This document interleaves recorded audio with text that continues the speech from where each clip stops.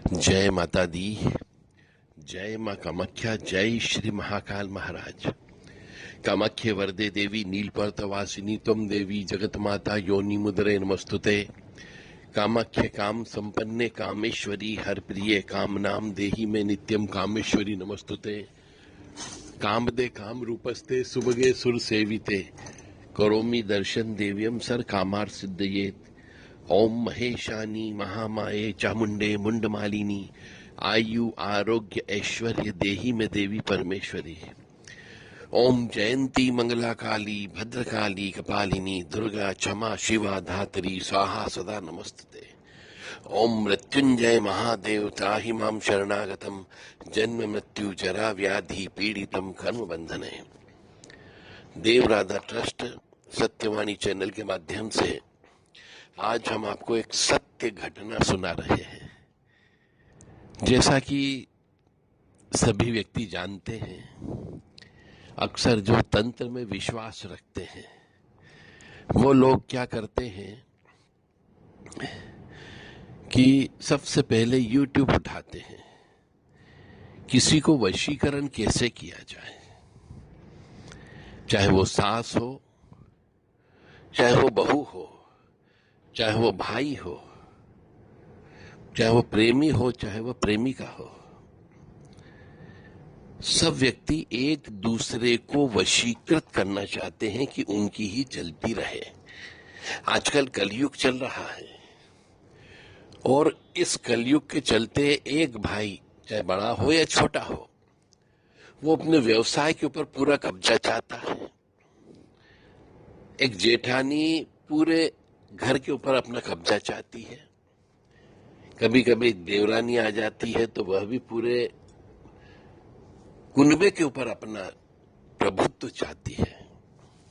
एक सास चाहती कि उसकी जितनी भी बहुएं सब उसके हिसाब से चले और बहुएं चाहती कि सास उसके हिसाब से चले।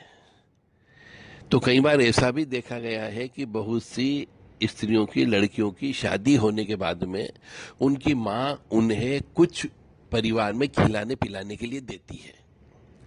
अब उसमें कुछ बबूत भी हो सकती है, कुछ उड़द के दाने हो सकते हैं, कुछ गेहूं के दाने हो सकते हैं, कुछ लौंग हो सकती है। वो सब इधर उधर से छोटी मोटी जो बैठकें होती है देवी देवताओं के नाम की, वहां जाकर के उनसे लेकर के आते हैं कि साहब मेरी बेटी बहुत परेशान है अपने ससुराल में, कुछ ऐसा दे दो कि वो उन्हें खिला दे। ये कह करके वहां से ये उल्टी सीधी चीजें लेकर के आ जाती है। इसके अलावा भी बहुत से मनुष्य और ज्यादा YouTube चैनल चेक कर लेते हैं, देख लेते हैं, कुछ तांत्रिक लोगों के चेक कर लेते हैं कि वशीकरण कैसे किया जाए। ऐसी अवस्था में उन्हें कई जगह ऐसा सुनने को मिल जाता है कि साहब शमशान से राख ला करके खिला दो, शमशान से हड्डी ला करके बारीक चूरा करके खिला दो, तो व्यक्ति वशीकृत हो जाता है। तो ऐसा ही एक सच्ची घटना, सच्चा केस हम आपके सामने प्रस्तुत कर रहे हैं कि वशीकरण करने के लिए शमशान की राख को खिला दिया गया और डाल भी दिया गया। जब इससे भी बात नहीं बनी तो शमशान से हड्डी ला करके उसका चूरा कर दिया गया और चूरा करके वो चूरा फिर उसको दोबारा से खिलाया गया और डाल भी दिया गया, परंतु उससे कोई असर नहीं हुआ। तो इस प्रकार की बहुत से लोग अनर्गल क्रियाएं करते जा रहे हैं। इसका प्रभाव सबसे पहले तो जो व्यक्ति ये उठाता है, चाहे राख को उठाया हो या हड्डी को उठाया हो, उसके ऊपर नकारात्मक ऊर्जा का प्रभाव पड़ जाता है। जिसको डाला जाता है, जिसको खिलाया जाता है, उसको कुछ नहीं होता है, परंतु व्यक्ति क्या सोचता है कि किसी को भी खिला दो तो वो वशीकृत हो जाएगा। तो ऐसा बिल्कुल भी नहीं होता है। इन सब चीजों के लिए किसी एक्सपर्टीज के पास जाकर के, किसी योग्य गुरु के पास जाकर के इसके प्रयोग को सीखना पड़ता है, साधना पढ़ना पड़ता है। उसकी एक टेक्निक होती है, उसका एक विधान होता है। उस विधि विधान से जो गुरु के सानिध्य में रहकर के कोई व्यक्ति सीखता है तो ही वह राख काम करती है और वह हड्डी काम करती है, अन्यथा काम नहीं करती है। आजकल मनुष्य शत्रुता के चलते, भाई भाई से शत्रुता के चलते, पिता पुत्र में शत्रुता के चलते घर परिवार में किसी और से शत्रुता के चलते, संपत्ति जमीन जायदाद के विवाद के शत्रुता के चलते एक दूसरे को ये खिलाने का काम चालू कर दिया है।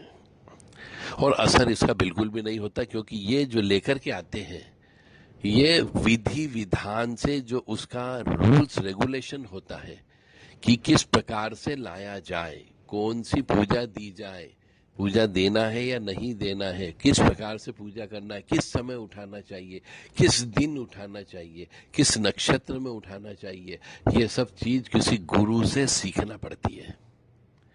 और गुरु एक दिन में नहीं सिखाएगा, कम से कम 8-15 दिन वहां पे रह करके आपको ये चीजें सीखना पड़ेगी, इसका पूरा सिस्टम सीखना पड़ेगा आपको। और सिस्टम के साथ साथ पहले अपनी इस शरीर के अंदर की जो अंतर आत्मा है, पहले उसको भी शुद्ध करना होगा, तब जाकर के शमशान की राख काम करती है और शमशान की हड्डी काम करती है। तो हमारे पास ऐसे कई प्रश्न आते रहते हैं कि साहब हमने शमशान की राख भी खिला दी, उसको शमशान की हड्डी का चूरा भी खिला दिया, परंतु कोई फर्क नहीं पड़ा, कोई असर नहीं हुआ, तो आप उपाय बताओ उसका। तो इसके उपाय के लिए सिंपल सी चीज है कि पहले आकर के इस चीज को सीखा जाए। और ये षट कर्म की परिभाषा में आता है।